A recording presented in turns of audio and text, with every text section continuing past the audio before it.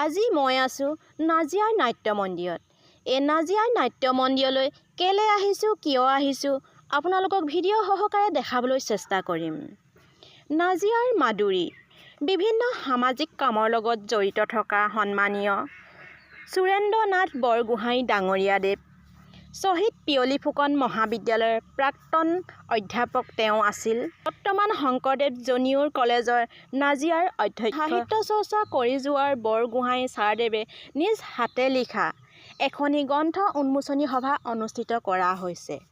এই সভাতে তেওঁ সহধৰ্মিনী জয়মতী উচ্চ মাধ্যমিক বিদ্যালয় অৱক্ষয় প্ৰধান শিক্ষয়িত্ৰী সন্মানীয় শ্ৰীযুতা মলয়া গগৈ ডাঙৰীয়ানী বাইদেৱে এই সভাতে নিজ হাতে লিখা এখনি গ্ৰন্থ উন্মোচনী কৰা হ'ব।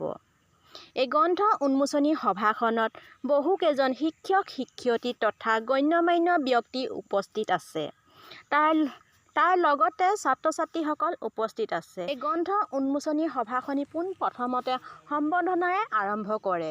তাৰ লগতে গীতে মাতে তালে কবিতাৰে এই গ্ৰন্থ উন্মোচনী সভাখন ইমান সুন্দৰকৈ অনুষ্ঠিত কৰা হয়। এই গ্ৰন্থৰ উন্মোচনী সভাখনি আপোনালোকৰ স্মৃতি স্বৰূপে ভিডিঅ' সহকাৰে আপোনালোকৰ মাজলৈ আগবঢ়ালোঁ। ধন্যবাদ। শংকৰদেৱ কনিষ্ঠ মহাবিদ্যালয়ৰ পৰিয়ালবৰ্গই আমি তেখেতক অকণমান শ্ৰদ্ধা আৰু মৰম যাচিব বিচাৰিছোঁ। লগতে ভগৱানৰ ওচৰত আমি প্ৰাৰ্থনা কৰিছোঁ তেওঁৰ দুয়োগৰাকী তেওঁলোক দীৰ্ঘায়ু হওক, সুস্বাস্থ্যৰ গৰাকী হওক। ইয়াক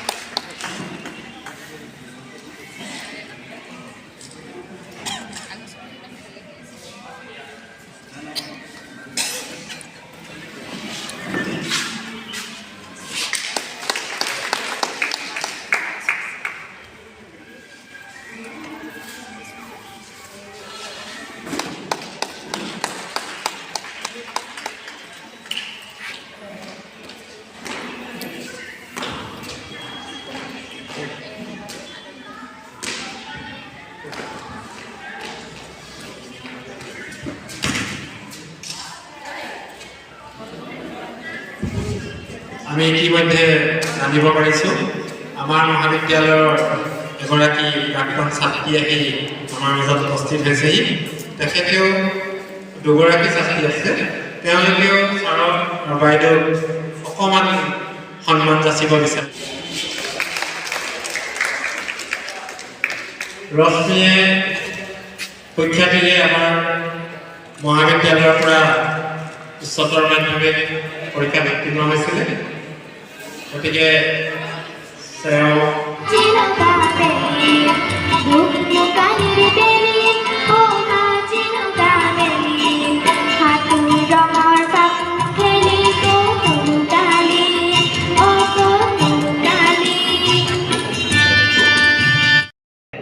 আপোনালোকে ঘৰত সকলোৱে ঘৰত এই মাছ মাংস ভোজ ভাতৰ আয়োজন যে চলিছে, মলমূলীয়া গুণটো এৰি ইয়ালৈ আহিলে কিনো কম আৰু এখন গামোচাতকৈ মই সঁচাই আপোনালোকক অভিনন্দন জনাওঁ। কিছুমান মানুহ আছে বাহিৰখন চাই একো ধৰিব নোৱাৰে, তেওঁৰ গাত যে ইমান শক্তি আছে। যেনেকৈ যিবিলাক পাহটো চাই ধৰিব নোৱাৰি সি যে এখন অৰণ্য জ্বলাব পাৰে। এই কথাখিনি এইকাৰণে কৈছোঁ যে বন্ধুবৰ সুৰেন্দ্ৰনাথ বৰগোহাঁইদেৱে ইতিমধ্যে দুখনকৈ গ্ৰন্থ লিখি প্ৰকাশ কৰিলেই। এইখন তেওঁৰ তৃতীয় গ্ৰন্থ। ক'ত পাই সেই প্ৰেৰণা? নিশ্চয় প্ৰেৰণা এইটোৱে হ'ব যে যেনেকৈ ধৰি লওক কিছুমানৰ অনুভূতি প্ৰৱণ ভাৱ প্ৰৱণ মানুহ থাকে, বিনৰ তাঁৰকেইডালত অকণমান ঈশ্বৰ নহ'লে যেনেকৈ এটা ধনধননিৰ সৃষ্টি হয়, তেনেকৈ এই অনুভূতি প্ৰবণ মানুহবিলাকৰ মনটো ইমান সূক্ষ্ম, ইমান পাতল, জীয়া পাখিৰ নিচিনা যে সমাজত ক'ৰবাত কিবা এটা ঘটনা ঘটিলে ভালো হ'ব পাৰে, বেয়াও হ'ব পাৰে, গ্ৰহণীয় হ'ব পাৰে, ঘটনীয় হ'ব পাৰে। তেওঁলোকৰ অন্তৰবিলাক এটা ধনধননিৰ সৃষ্টি হয় আৰু তেওঁলোক ল'ব নোৱাৰে। যেনেকৈ কেমেৰামেনে কেমেৰাৰে চকুৰ আগত দেখা জগতখনৰ বিভিন্ন দৃশ্য গ্ৰহণ কৰে, ছবি তোলে, শিল্পী সাহিত্যিক সকলেও সমাজত মুহূৰ্তে মুহূৰ্তে যিবোৰ ঘটনা ঘটি আছে সেইবোৰ নীৰৱে চাই থাকিব নোৱাৰে। এইবোৰ ঘটনাই তেওঁলোকৰ হৃদয় দিনত ধ্বংসাই দিয়ে। মই চাইছিলোঁ যে মহাদেৱৰ নিমাই নামৰ এই গ্ৰন্থখন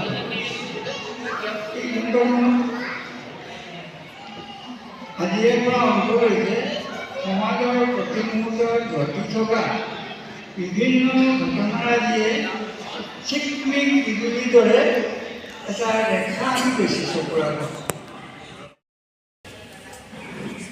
আপুনি মই জনা সকলোখিনি অৰ্থহীন যদি জনা কথাষাৰ আমি দ্বিতীয়জন ভক্তি কৰি যাওঁ, কিন্তু ছাৰে তাতোতকৈ এপাক ওপৰলৈ উঠি জনা কথাখিনি পুথিৰূপে সংস্কৃত কৰি আহিছে।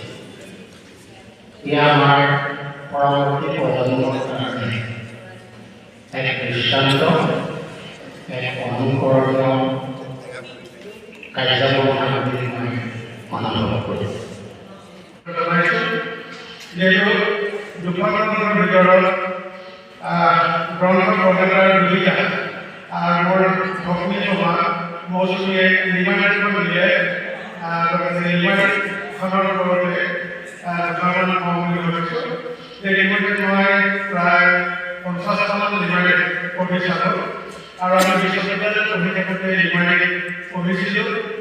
তেতিয়া ডক্টৰ মহেন্দ্ৰ ছাৰে আমাক নিৰ্মাণখনৰ ওপৰত পঢ়িছিলে আৰু কি কৰিছে কবিতাৰ আগ্নিকৰ এটা যুগ গগৈ ছাৰ আছিল, মোৰ অহৰহ যোগাযোগ হৈ থাকে। ইমান তুৰন্ত যে সেৱক, মানে সাহিত্যৰ সেৱক, মই তেখেতৰ নিচিনা মই অতি দ্বিতীয়জন দেখাই নাই। আৰু কবি সাহিত্যিকৰ সমাৱেশ হৈছে। দিলীপ দাসক মই হাতৰ পৰা নাম আনিছিলোঁ, অনতাৰ আজি মই নিজে দেখিছোঁ। আৰু সুশীল লাহনদেৱ আমাৰ আমগুৰিৰ ভিতৰত তেখেত মোতকৈ আগত আহি উপস্থিত হৈছেহি। আৰু আপোনালোক আটাইখিনি যিসকল মানে জ্ঞানেৰে পুষ্ট, সেইসকল আপোনালোক হৈছে আমাৰ কি হ'ল অভিভাৱক স্বৰূপ। অভিভাৱকে পাছৰ প্ৰজন্ম সুন্দৰ পথেৰে আৰু কি উন্নতিৰ পথেৰে জাগৰিত কৰি তুলিব আপোনালোকে, সেয়া মই খাটাং লৈছোঁ।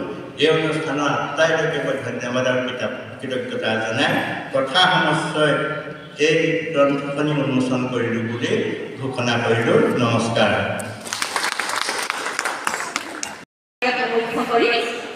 বিভিন্ন আশাবাদ থকা অলংকৃত কৰা বৰেণ্য ব্যক্তিসকল সকলোকে বহস্য শ্ৰদ্ধা জনাই মই যোৱা বছৰ ফেব্ৰুৱাৰী মোৰ এখন গ্ৰন্থ উন্মোচন হৈছে কবিতা পুথি। সেই কবিতা পুথিৰে মোৰ এটা কবিতা পাঠ কৰিবলৈ লৈছোঁ। যদি ক'ৰবাত ভুল হয় আপোনালোকে শুধৰাই দিব আশা ৰাখিছোঁ। কবিতাৰ শিৰোনাম মই পাহৰি গ'লো। মই পাহৰি গ'লো তোমাৰ এটা কমজুৰি মাতিছিল, কিন্তু ব্যস্ততাৰ মাজত নিজক তোমাক ক'বলৈ মই পাহৰি গ'লো। তুমি আহি কাষত থকা কথাটো ব্যস্ততাই পাহৰাই পেলালা। মই মোৰ সকলো ইতিমধ্যে গম পাইছে যে আজিৰ পৰা 1 বছৰমান আগত সুৰেন্দ্ৰনাথ বৰগোহাঁইদেৱৰ এক গাম্ভীৰ্যপূৰ্ণ অভিনন্দন অনুষ্ঠান মানি থৈছিল মাধুৰী নাট্য মন্দিৰত। সেই অনুষ্ঠানতে তেখেতৰ যি জীৱনজোৰা কৰ্মময় জীৱনৰ ওপৰত চাত্ৰিক নামৰ এখন অভিনন্দন গ্ৰন্থ আমাৰ ডক্টৰ জীৱন কলিতাৰ সম্পাদনাত অনুষ্ঠিত হৈ গৈছে। আৰু পৰৱৰ্তী সময়ত তেখেতে লিমালিত লিখিবলৈ আৰম্ভ কৰিলে আৰু আজি আমি এখন ছাৰে কোৱাৰ দৰে এটা আগতীয়া সন্তান, গোহাঁই ছাৰে কোৱাৰ দৰে এটা সন্তান আমি পালোঁ অসমীয়া যিটো সাহিত্যৰ ভঁৰাললৈ বা লিমালিত জগতলৈ। আৰু আমাৰ মৰয়াগ কৰি অৱসৰী প্ৰধান শিক্ষয়িত্ৰী এগৰাকী সুলেখিকা আৰু সমাজ সেৱিকা বাইদেৱে যথেষ্ট এই ককাইদেউ সুৰেন্দ্ৰনাথ বৰগোহাঁই ককাইদেউ উৎসাহিত কৰে আৰু সুৰেন্দ্ৰনাথ বৰগোহাঁইয়েও তেখেতৰ সুযোগ্য পৰিবাৰ এনে কামৰ প্ৰতি উৎসাহিত কৰি আহিছে। আৰু কেতিয়াবা কাহিনী আৰু কেতিয়াবা নিজেও বিভিন্ন বিষয়ৰ তেখেতে প্ৰবন্ধবাণী লিখি আহিছে। আমি মাজে মাজে কওঁ যে আপোনাৰ এটাইখিনি প্ৰবন্ধ গোটাই লৈ এখন কিতাপ কৰিলে ভাল হয়। আৰু শেষত আমি কিতাপখন ৰাইজে পাইছোঁ, দুয়োগৰাকীকে আমি অভিনন্দন জনাইছোঁ। আৰু এই